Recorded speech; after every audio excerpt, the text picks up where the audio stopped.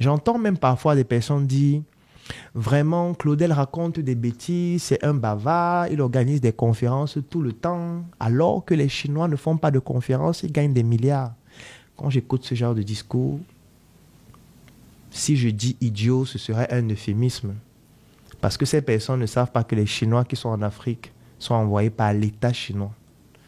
Les entreprises chinoises qui sont en Afrique sont des entreprises étatiques pour la plupart. Peut-être pour ceux qui ne comprennent pas bien ce que j'explique, ça veut dire que c'est comme si la Côte d'Ivoire, chapeautée par son président, décide de créer une entreprise qui est financée par les fonds publics et décide de prendre certains Ivoiriens qui ont ces fonds publics-là et les envoie au Tchad pour aller créer cette entreprise au Tchad.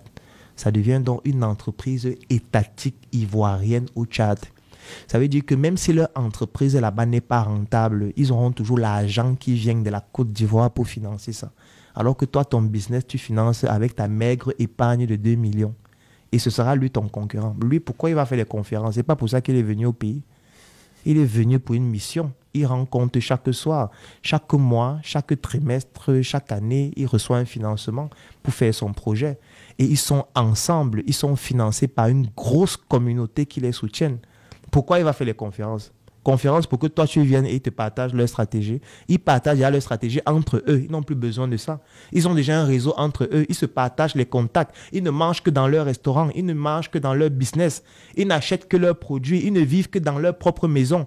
Donc, ils font déjà ce que nous, on vous suggère de faire lors de nos conférences. La conférence, ce n'est pas parce que quand vous venez, Claudel vous donne le savoir qui va vous rendre riche. Non. C'est pour que quand vous veniez, vous puissiez rencontrer Joël.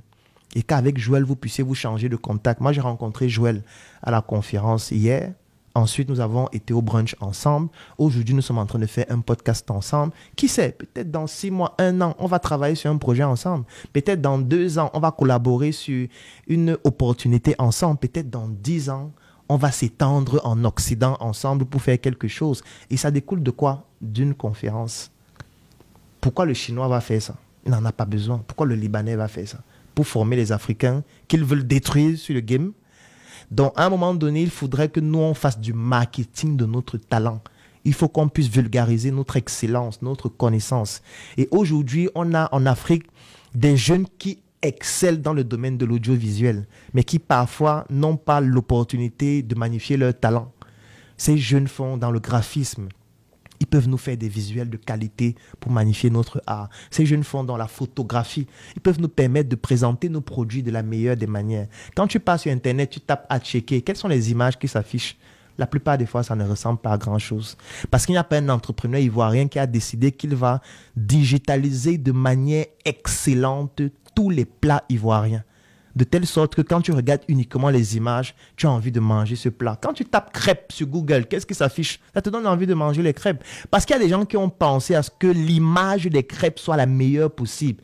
On doit faire pareil pour nos produits, pour nos services, pour nos entreprises et même pour notre personal branding. Pareil pour les vidéastes, pareil pour les réalisateurs qui peuvent nous permettre au travers de la vidéo, au travers de l'image, de magnifier notre talent, de magnifier nos produits, de créer des spots. On a des experts en voix off qui peuvent nous permettre de mettre en place des stratégies de marketing sonore pour créer une identité sonore par rapport à nos produits, par rapport à nos services. On a tellement de talent en Afrique pour faire en sorte que notre marketing puisse coloniser le monde.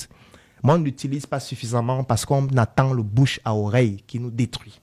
Donc, voilà ce que j'ai à dire aux entrepreneurs. Je n'ai pas envie d'être trop long, mais je pense que durant ce podcast, vous avez eu peut-être une partie de ce que nous savons qui pourra éventuellement vous aider à développer vos différentes initiatives.